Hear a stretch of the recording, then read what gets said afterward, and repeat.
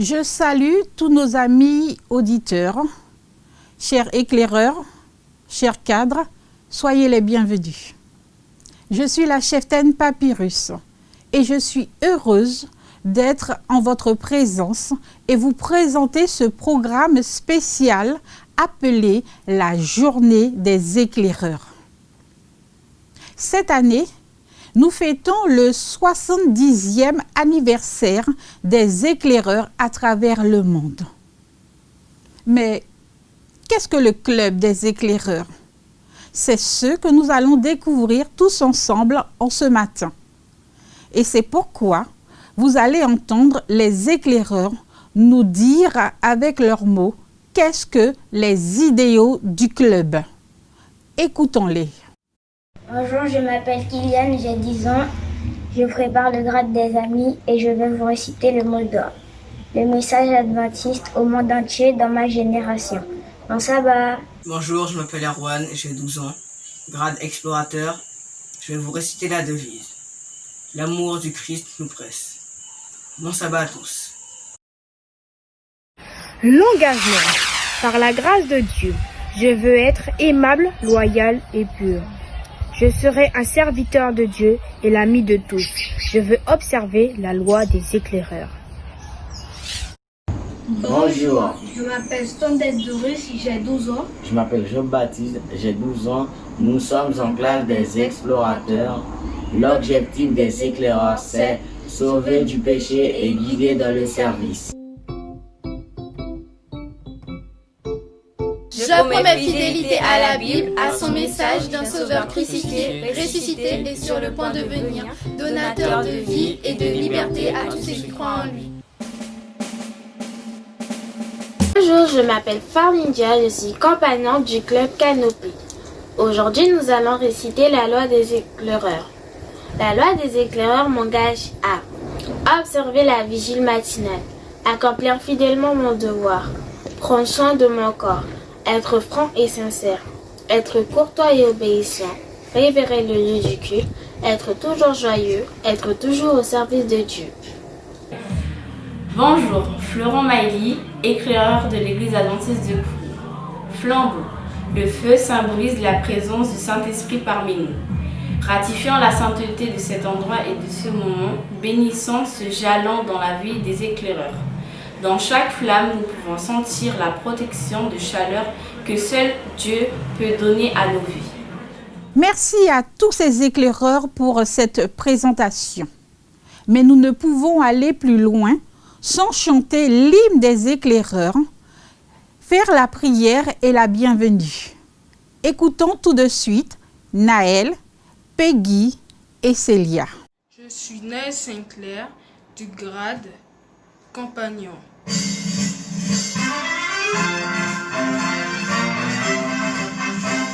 sommes de forts éclaireurs, de vrais serviteurs de Dieu. Nous marchons toujours sans peur, purs et francs sous tous les cieux. Nous montrons à tous le chemin qui conduit à notre roi. Jésus-Christ notre Seigneur revient pour vous et moi.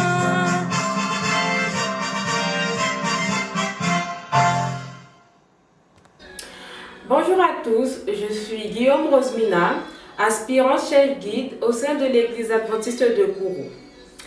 Je vous invite à prier avec moi.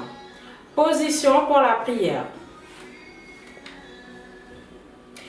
Père Céleste, merci pour cette opportunité que tu nous donnes de vivre cette journée mondiale des éclaireurs. Ainsi, je te demande, s'il te plaît, de bénir tous les éclaireurs ainsi que chaque intervenant qui auront à prendre la parole. Permets que nous puissions passer un bon moment fraternel, tous ensemble, au nom de Jésus pour ta gloire éternelle. Amen. Bonjour, je m'appelle Célia, je suis de la classe des compagnons. En cette journée, je vous souhaite une cordiale et chaleureuse bienvenue. Avez-vous remarqué que tous ces jeunes nous viennent d'horizons différents, un petit peu partout de la Guyane? c'est parce qu'ils font partie du club Rakaba. Mais qu'est-ce que le club Rakaba? C'est ce que va nous dire le chef Lam. Écoutons-le. Le club Rakaba regroupe tous les clubs d'éclaireurs de la Guyane. Pourquoi ce nom, Rakaba? C'est en 2016, lors du Camporé de l'Union, que nom de club de mission devrait être choisi. Après plusieurs délibérations des chefs guides, des directeurs de clubs de l'époque, le choix s'est porté sur celui-ci. Le mot Rakaba signifie en créole guyanais racine. Tout comme les racines se développent et forment qu'un. Nous aussi, nous nous développons à différents niveaux. Une racine physique, apprendre à connaître son corps, à le fortifier, à l'éduquer et à l'entretenir. Une racine technique, la pratique des techniques de vie, d'autonomie et de survie. Une racine mentale, la recherche de son équilibre, de l'harmonie du corps et de l'esprit, de toutes les instructions données au sein du club. Une racine spirituelle, les chrétiens que nous sommes, puisons nos forces dans une relation quotidienne avec notre Dieu et la nature que lui-même créa. Une racine artistique. Nous avons tous des talents. Chacun est un artiste et apporte sa pierre à l'édifice. Cela à travers la musique, la spontanéité, l'inspiration, le dessin, l'écriture et bien d'autres choses. Une racine culturelle. La Guyane est une fusion de diverses cultures et coutumes. Nous voulons valoriser ces richesses culturelles d'Amazonie. Alors, le club Rakaba est à l'image des racines des arbres. Courtes ou longues, elles ont chacune un rôle. Elles assurent l'ancrage de l'arbre dans le sol. Enfin, un lien étroit unit les parties souterraines et aériennes des racines. Avec Christ, nous voulons ne faire qu'un, comme le tronc de l'arbre. Avant d'écouter Daguerty dans un chant spécial, nous allons écouter les éclaireurs qui vont nous présenter respectivement leur classe et les enseignements qu'ils reçoivent. Bonjour, je m'appelle Selma du grade AMI. La classe AMI permet d'acquérir des compétences physiques et une certaine autonomie. Camper avec le club sans la famille. Il aide à devenir une meilleure personne et à devenir un ami de Dieu pour l'éternité. Nous avons comme instruction Jésus dans l'Ancien Testament, des principes de santé et de travail pour Dieu. Connaître ses droits, mais aussi ses devoirs vis-à-vis de la famille, la communauté et l'État. Bonjour, je m'appelle Tyron Guillaume, je suis de la classe des compagnons. La classe des compagnons est basée sur l'acquisition des compétences qui rendra l'amitié et la vie avec Jésus plus significatives. Les acquis des compagnons sont Jésus dans le Nouveau Testament, le respect, la tempérance, il est vu aussi la création et les dangers domestiques. Bonjour, je m'appelle Rachel, je suis de la classe des explorateurs et je vais vous expliquer qu'est-ce que la classe des explorateurs. La classe des explorateurs est un cours qui vous aidera à trouver de nouvelles aventures dans l'exploration du monde de Dieu pour assurer le vrai bonheur.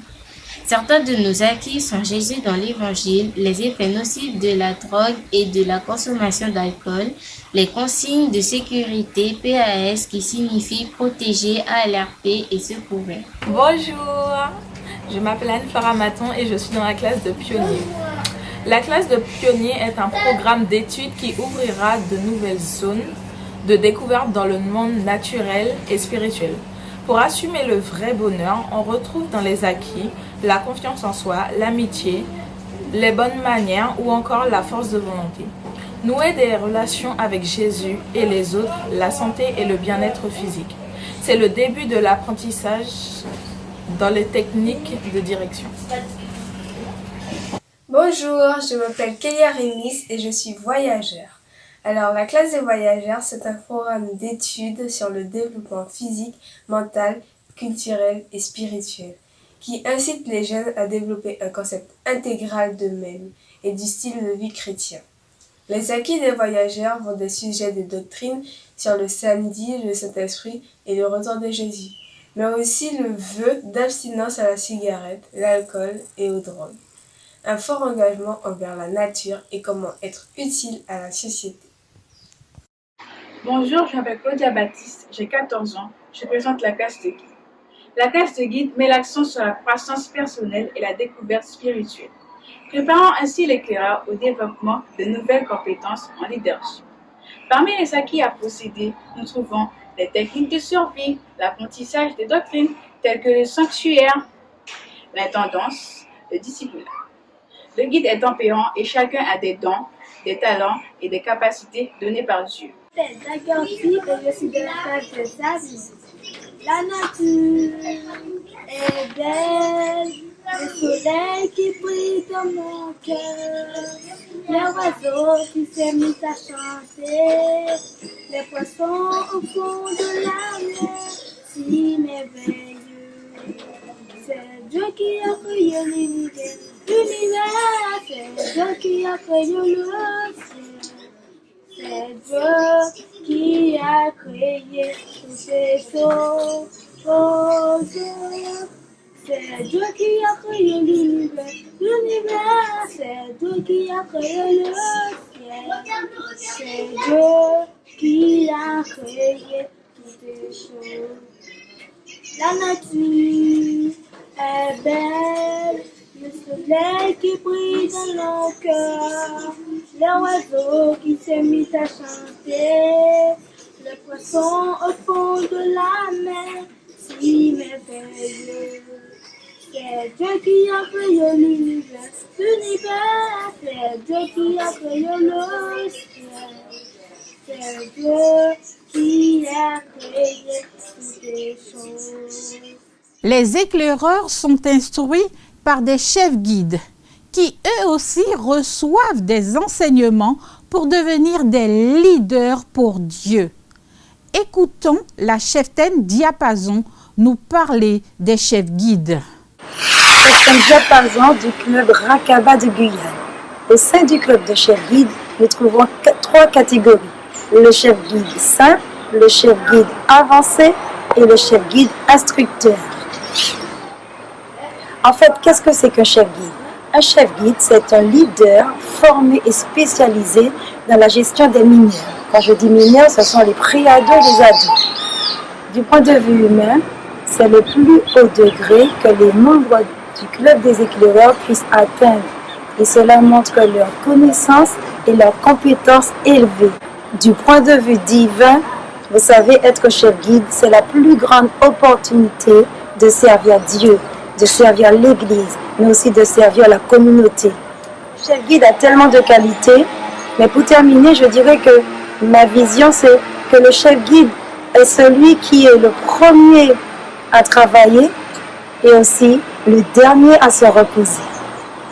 Léna et Evans vont nous conduire dans un chant spécial.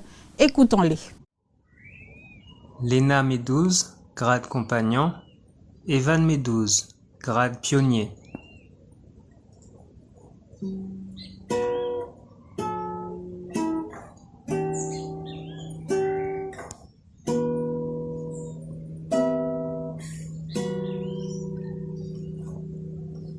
Dieu tout-puissant, quand mon cœur considère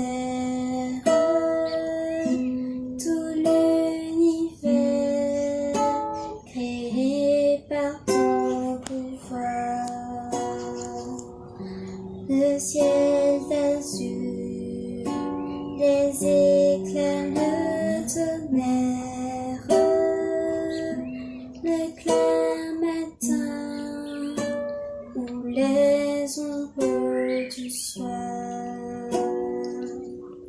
De tout mon être, alors s'élève un chant. Dieu tout-puissant, que tu es grand. De tout mon être, alors s'élève un chant.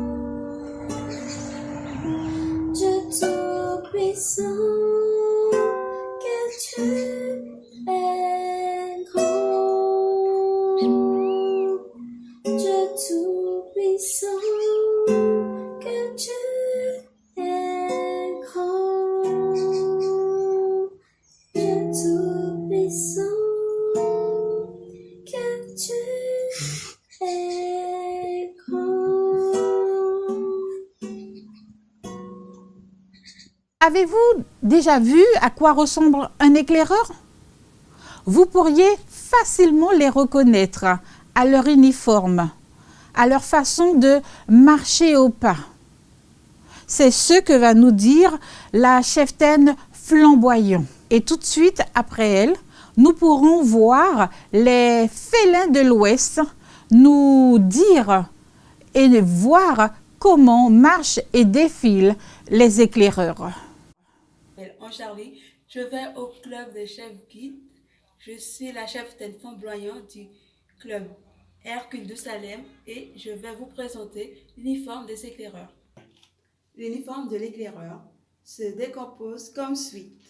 Haut blanc, bas kaki, foulard noué d'une bague, ceinture noire, chaussures noires fermées, mi-bas ou chaussettes blancs pour les filles et chaussettes noires pour les garçons, écharpe avec des distinctions dessus et le port du béret. L'uniforme est porté lors des grandes manifestations éclaireurs comme par exemple la journée des éclaireurs ou la cérémonie d'investiture. L'uniforme de l'éclaireur représente les idéaux et les valeurs bibliques élevées que manifeste chaque jeune dans sa vie. La mission est de faire en sorte que chaque jeune vive une relation salvatrice avec Jésus et prenne plaisir à servir Dieu et les hommes. L'uniforme est le drapeau et porté fièrement par l'éclaireur. Éclaireur, marquez le pas. Marche. Quand on parle de marche et défilé des éclaireurs, il faut tout d'abord connaître le vocabulaire des ordres employés. Se former à l'amplitude de la voix pour donner les ordres de pied ferme ou de marche. Au club, plusieurs ordres sont appris. Citons-en quelques-uns. Éclaireur, garde à vous. Éclaireur, repos.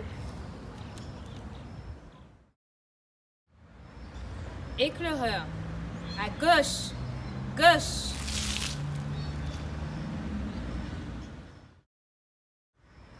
Éclaireur, à droite, droite. Éclaireur, demi-tour, droite. Éclaireur, rompez.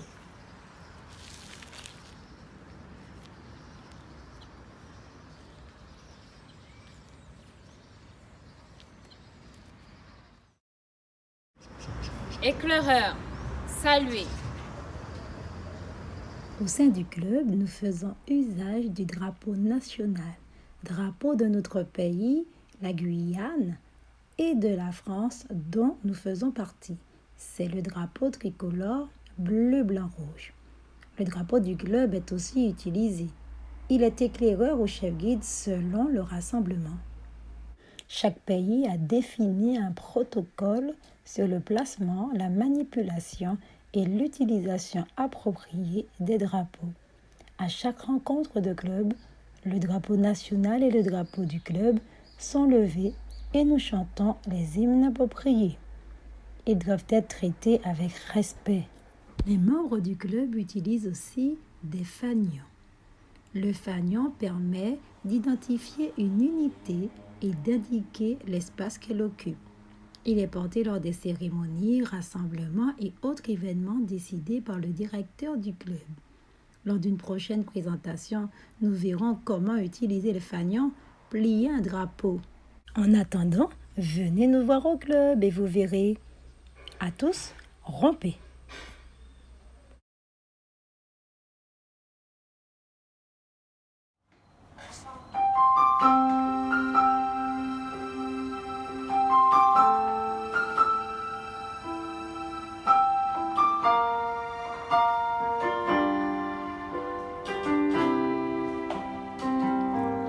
Tu m'as ébloui par tes mélodies, tu m'entoures d'un chant d'amour, chant de délivrance devant mes ennemis. Toutes mes craintes s'enfuient. Je ne suis plus esclave de la peur. Je suis enfant de Dieu. Je ne suis plus esclave de la peur.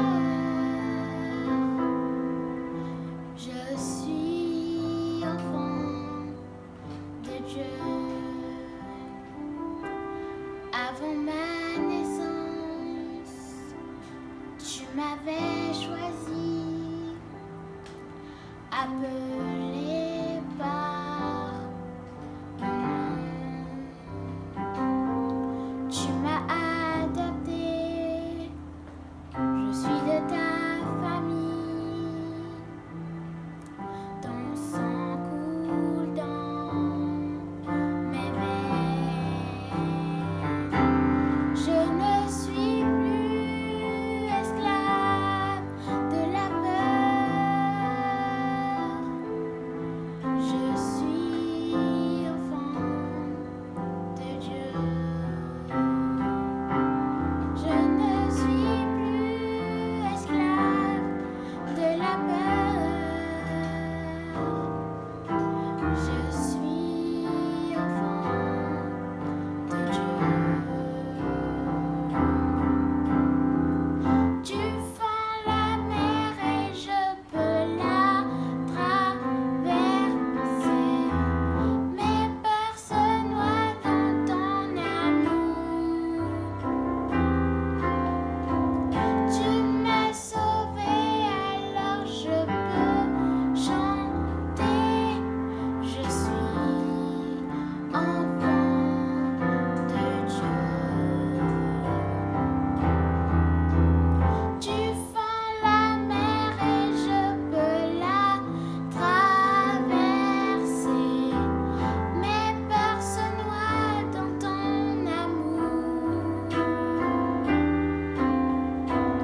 Tu m'as sauvé, alors je peux chanter.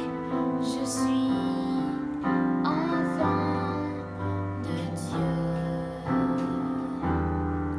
Je suis enfant de Dieu. Je suis enfant de Dieu.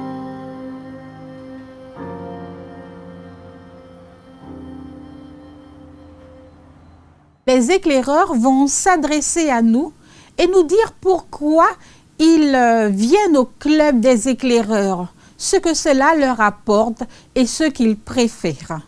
Nous allons entendre plusieurs témoignages. Alors, écoutons-les. Bonjour, je m'appelle Marie-Wista. Je suis au club Hercule de Salem et je suis en compagnon.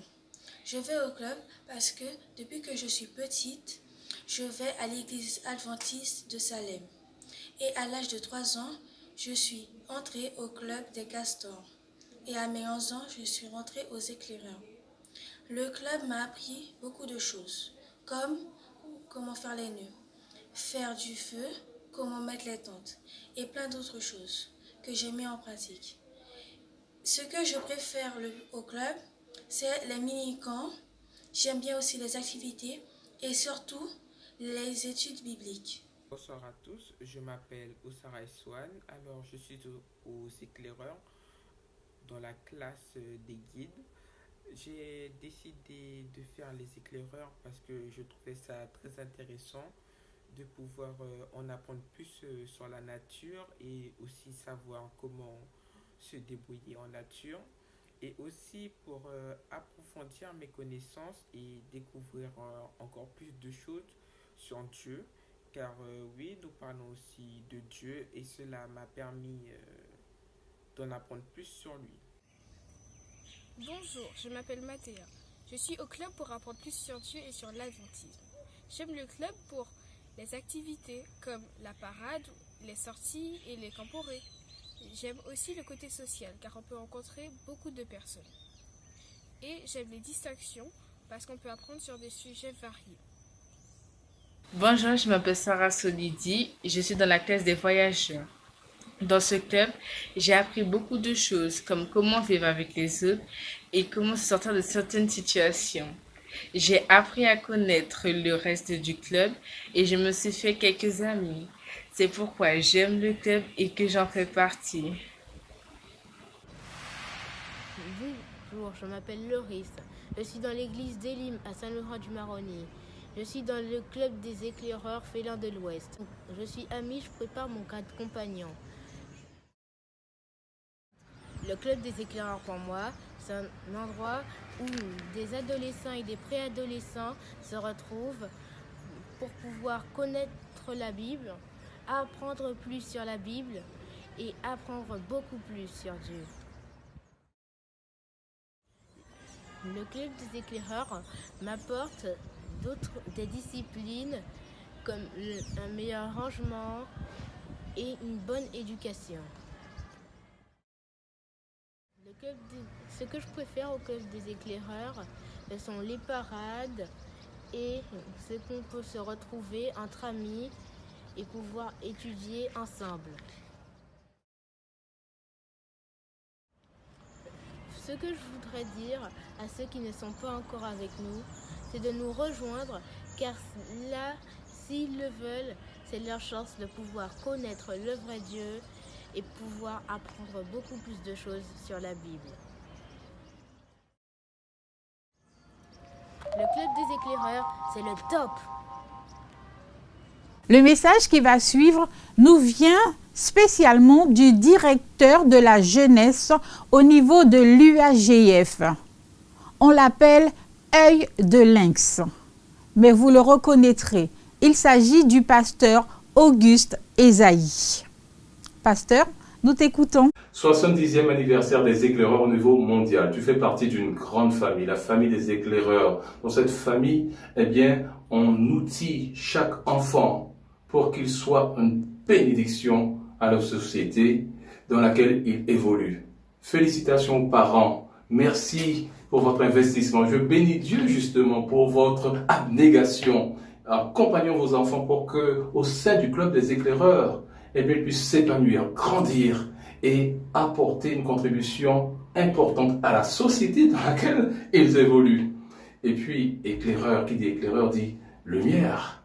Ils sont amenés, et vous êtes amenés à éclairer par les valeurs que vous portez. Ces valeurs tirées de la parole de Dieu, valeurs d'amour, de bonté, de solidarité, de fraternité. Le monde en a besoin. Le monde a besoin de toi, cher éclaireur.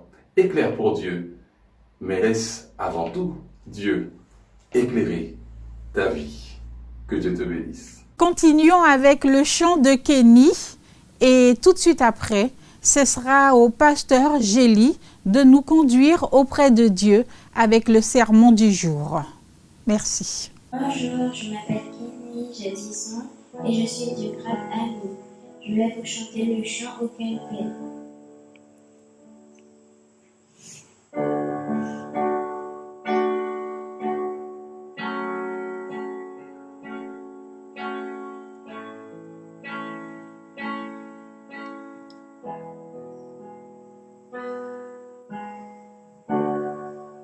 Oh, quelle paix dans ce moment, dans le calme de ta présence, dans le bruit faibli, et tu parles à mon âme. Tu as toute mon attention, fais-moi entendre ta voix. Je ne veux rien manquer, Seigneur, mon cœur désire plus de toi, mon cœur recherche ta face, je sais à toi, et tout en moi est ému par ton amour, attiré par qui tu es. Montre-moi te connaître puissant, car je veux m'approcher de toi, laisser mes peurs derrière moi. Seigneur, viens toucher ma vie à nouveau. Oh, oh,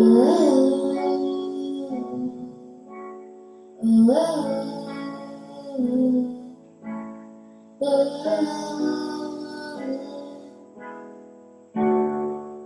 comme le soleil à l'aurore, comme la brise dans ma vie, ta paix me restaure, tu me donnes la vie, il n'y a aucune hésitation.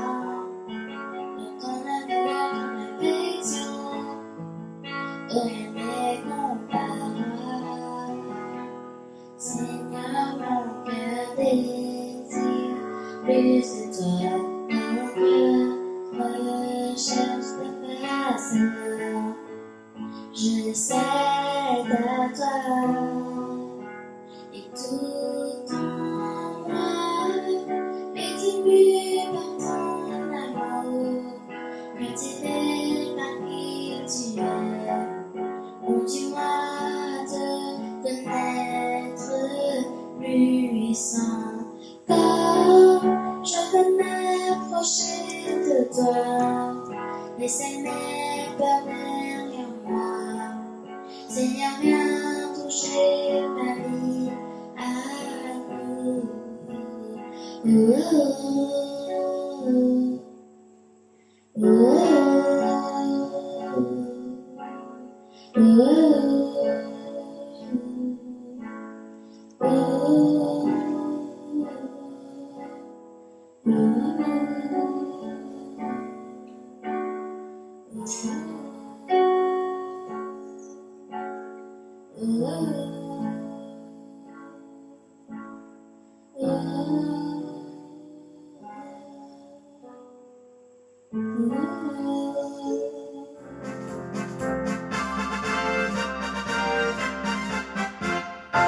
À vous tous, je transmets un grand salut fraternel, et plus particulièrement à nos éclaireurs. Je les salue avec beaucoup de joie et beaucoup de plaisir dans le nom du Seigneur. Aujourd'hui, le thème que nous voulons aborder pendant cette journée des éclaireurs s'intitule « La parole de Dieu est plus réelle que ce qui est visible ». Nous comprenons bien que la question va se poser à nous très souvent. Mais qu'est-ce qui est réel? Est-ce que c'est ce que je vois, ce que je touche, qui est réel? Non, la Bible nous fait savoir que la parole de Dieu qui est invisible, par moments, est plus réelle que ce qui est visible. Et d'ailleurs, il y a un auteur du nom de Balzac qui a déclaré que le malheur se cache souvent sous de trompeuses apparences du luxe. Ce qu'il voulait dire par là, c'est que ce que nous voyons n'est pas toujours réel. Quand nous voyons des personnes qui vivent dans le luxe, on pourrait penser que ces personnes sont très heureuses. Mais ce n'est souvent pas le cas. Le malheur se cache souvent sous de trompeuses apparences du luxe. Ce que nous voyons n'est pas ce qu'il y a de plus réel. Et la Bible en témoigne de diverses manières. Souvenez-vous de cette histoire. Élisée, un prophète de Dieu, un homme qui servait Dieu et qui aimait le Seigneur. Il avait un serviteur. Et un jour, ils se sont retrouvés dans une situation bien particulière. Un matin, le serviteur s'étant réveillé avant son maître, est allé lui dire « Maître, maître, il y a plein de soldats qui nous entourent, plein de soldats autour de nous, beaucoup de personnes qui nous veulent du mal, qui entourent notre ville et notre maison. » Alors, Élisée lui dit gentiment et tranquillement, « Ne crains point, car ceux qui sont avec nous sont en plus grand nombre que ceux qui sont avec eux. » Vous trouverez cela dans le 2e livre des Rois au chapitre 6. Lisez toute l'histoire. Alors, lorsque le serviteur entendit cela, vous imaginez qu'il a ouvert bien grand les yeux et qu'il est ressorti à nouveau pour regarder ce qui se passait. Et il revient encore en disant, mais non, mais ce n'est pas possible. Il n'y a que nos ennemis dehors et en plus ils sont nombreux. Comment est-ce que tu peux dire, maître, que ceux qui sont avec nous sont plus nombreux que ceux qui sont avec eux? Alors Élisée va faire, dans 2 Rois chapitre 6 et au verset 17, une prière d'une grande simplicité, mais d'une puissance extraordinaire. La Bible nous dit que Élisée va prier et il va demander à l'Éternel d'ouvrir les yeux du serviteur, afin qu'il voie sur la montagne tous les anges de Dieu qui étaient là présents pour protéger le serviteur, protéger Élisée et protéger les gens de la ville. 2 Rois, chapitre 6, au verset 17. Quelle prière formidable! Seigneur, ouvre mes yeux afin que je voie ce qui est réel, afin que je ne m'arrête pas aux apparences, mais que je puisse aller au-delà des apparences pour que je puisse trouver le vrai bonheur et le sens de ma vie. Il y a encore une autre histoire de la Bible qui montre que ce que nous voyons n'est pas toujours ce qui est réel. Cette histoire, elle est bien connue, elle est très connue. Elle se trouve dans l'évangile de Luc au chapitre 15. Dans l'évangile de Luc au chapitre 15, la Bible nous dit que Jésus donne plusieurs paraboles pour parler de la repentance et pour parler de l'amour de Dieu, l'amour que Dieu manifeste à ceux qui se sont égarés, se sont perdus et qui reviennent à lui. Et parmi ces paraboles, certainement la plus connue, c'est la parabole du fils prodigue. Alors l'histoire est assez simple. C'est l'histoire d'un homme, un père, il a 2 fils, et il y a un de ses fils qui vient le voir un de ces jours et qui lui dit, « Papa, écoute, je ne veux plus rester à la maison. Je ne veux plus rester sous ta direction. Je ne veux plus me soumettre à toutes les règles que tu nous donnes. Et puis, tu nous aimes beaucoup, mais ton amour m'étouffe. J'ai assez de tout cela. Je veux partir, papa. » Seulement, il dit à son père, « Mais tu sais, si je pars, je ne peux pas partir les mains vides. Tout coûte cher, hein, papa. » Alors, le père lui donne beaucoup d'argent. Il réclame beaucoup d'argent au père. Alors, on verrait ce jeune homme partir. Certainement, il avait un sourire quand il partait. Il était content. Il avait réussi ce qu'il voulait. Il voulait partir. Il ne voulait plus être sous la domination de son papa. Parce qu'il pensait que son père était là pour l'étouffer. On pourrait le voir visiblement heureux quand il partait. Mais était-il heureux? Ou allait-il vers le bonheur? Alors l'histoire se poursuit, et je vous rappelle que c'est Jésus qui a raconté cette parabole.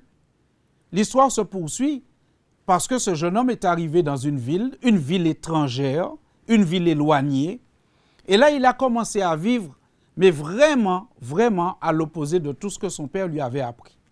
Oh, il a eu rapidement beaucoup d'amis parce qu'il avait beaucoup d'argent. Mais vous savez, l'argent, eh bien, quand on ne l'investit pas au bon endroit et de la bonne manière, l'argent se termine vite. Et tout son argent fut épuisé rapidement.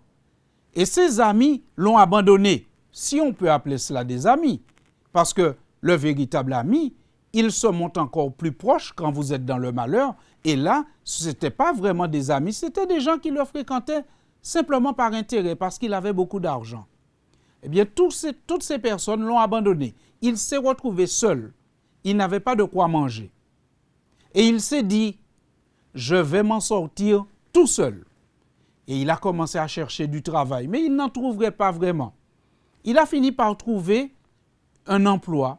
Il s'agissait pour lui de travailler dans une porcherie. Vous savez, c'est un endroit où on élève des porcs. Lui qui avait grandi avec l'idée que les porcs sont des animaux impurs et qu'on ne doit pas les manger, eh bien, il se trouvait là. Mais il s'est trouvé non seulement là, mais il s'est trouvé même presque plus mal que les porcs, parce que dans l'histoire, il nous est dit que visiblement les porcs mangeaient mieux que lui. Et après avoir cherché son bonheur loin du Père, pensant que l'argent allait lui donner le bonheur, après avoir essayé de s'en sortir tout seul, il a fini par dire, je suis malheureux, j'ai faim, je ne suis pas bien là où je suis, j'irai vers mon Père. Et quand il arrive vers son Père, eh bien, le Père va prononcer une phrase qui nous montre que ce qui est visible n'est pas toujours ce qui est réel.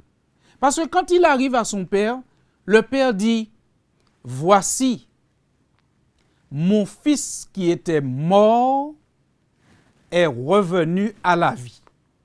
Alors quelques personnes pourront dire, mais non, mais ce garçon n'était pas mort, il était bien vivant. Mais non, pour le Père, il était mort.